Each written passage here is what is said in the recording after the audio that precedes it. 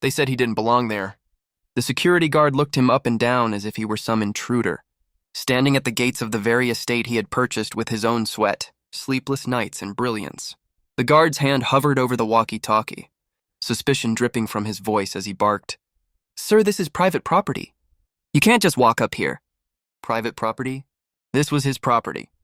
His name was carved into the deed, signed with the ink of success after years of struggle.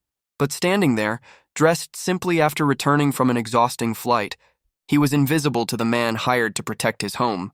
Invisible, not because of his clothes, not because of his lack of identification. Invisible because of the color of his skin. Behind that towering gate stood a mansion worth millions. Behind that uniformed arrogance was a history as old as time. The quiet, ugly prejudice that said, "You don't belong here." What the guard didn't know was that the man he was denying was not just another passerby. He was the owner, the boss, the one who signed the checks for every last employee working there. And in the next few minutes, everything would change. Because this trespasser? He wasn't about to beg for entry. He was about to teach them a lesson they would never forget. The man's name was Marcus Reed. Marcus wasn't born into wealth. Far from it. He grew up in a small apartment on the south side, where the sound of sirens and the smell of fried food from corner shops were constants in his childhood. His mother worked double shifts as a nurse's aide, while his father, a mechanic, spent long nights trying to put food on the table. They didn't have much, but what Marcus did have was grit. He was the boy who would fix neighbors' phones for a few dollars, who'd carry groceries just to save change for a secondhand laptop. He learned early that no one was coming to save him. In college, Marcus majored in computer science. While his peers partied, he built websites and apps, selling them online for extra income. One of those apps, a simple business management tool, caught fire. Within years, Marcus transformed it into a multi-million-dollar software company. By the time he was 35, he wasn't just successful. He was a CEO, an industry leader, and a self-made millionaire. And he wanted to give his family what he never had: security, comfort, and a home that spoke of victory. So he bought a mansion in an exclusive gated community. Marble floors, glass walls, a backyard pool that stretched like a blue mirror. This was the dream made real. But Marcus never flaunted his wealth. He was the kind of man who could show up to meetings in jeans and a t-shirt, whose humility often shocked people when they learned his net worth. To him, success wasn't about designer suits or flashy cars. It was about freedom. And that's why on that particular evening, Marcus had come home directly from the airport. No chauffeur, no luxury attire, just him, his backpack, and a baseball cap pulled low. It should have been a normal homecoming. But instead, it turned into a scene that would expose just how fragile dignity can feel, and how quickly respect can be stripped away. The security guard, a tall man with a rigid stance, eyed Marcus suspiciously. "Sir, you need to step back," the guard said, blocking his path. "This neighborhood doesn't allow solicitation. If you've got business here, you'll need to leave." Marcus frowned. "Business here? I live here." The guard smirked, as if he had heard the funniest joke of the year. "Right, and I'm the mayor. Sir, I'm going to have to ask you to step away from the gate." Marcus pulled out his phone and showed the digital deed stored in his files. His name, Marcus Reed, was right there, listed as the property owner. But the guard didn't even glance at it. "Nice try. That could be photoshopped for all I know. Where's your ID?" Marcus sighed.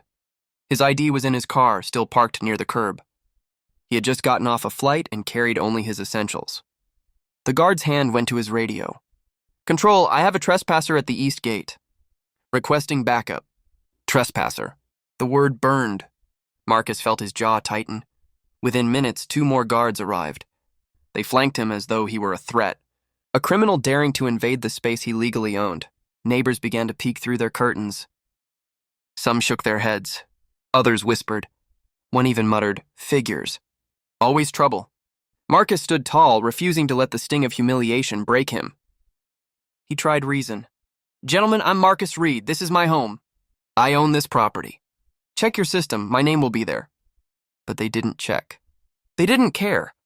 Their eyes saw only what they wanted to see, a black man at a mansion gate.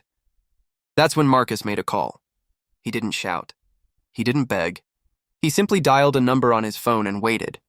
Moments later, a sleek black SUV rolled up.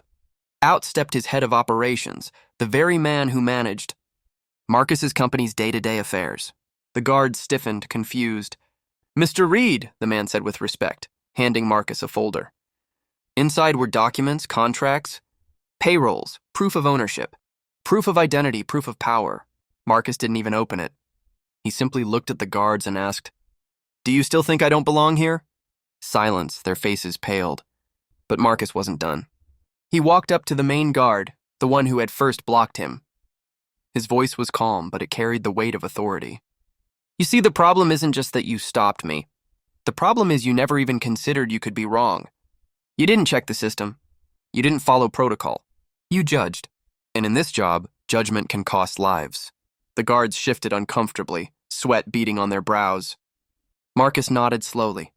"Effective immediately, you're all fired." Their jaws dropped. "What? You can't?" "I can, and I just did." He pulled out his phone once more, this time calling the head of the security company. Within minutes, the contracts were terminated. Those men weren't just fired from his mansion. They were blacklisted from his entire corporate empire. That night, as Marcus finally stepped through the gate into his own home, the air felt lighter. The humiliation lingered, yes, but so did something stronger. A reminder that no amount of money or success could shield him from the world's prejudice. But it also reminded him of his own power. He gathered his family in the living room and explained what had happened. His daughter, wide-eyed, asked, "Daddy, why didn't they believe you?" Marcus knelt down, holding her tiny hands. "Because sometimes people will only see what they want to see. But that doesn't mean you let them decide your worth. You stand tall, you fight with dignity, and you show them the truth." The next day, Marcus hired a new security. One trained not only in protection, but in, respect and professionalism. Every guard went through diversity training. Every protocol updated to ensure no one would ever again be judged at that gate by the color of their skin. News of the incident spread through the neighborhood. Some neighbors came to apologize. Others stayed quiet, ashamed. But one thing was certain. No one looked at Marcus the same way again. They didn't just see a black man anymore. They saw the man who owned the mansion. The man who commanded respect. The man who had the power to change lives with a single phone call. As he stood on his balcony overlooking the city skyline, Marcus smiled faintly. That day, he thought, they learned never to judge a man by his skin, his clothes, or his silence.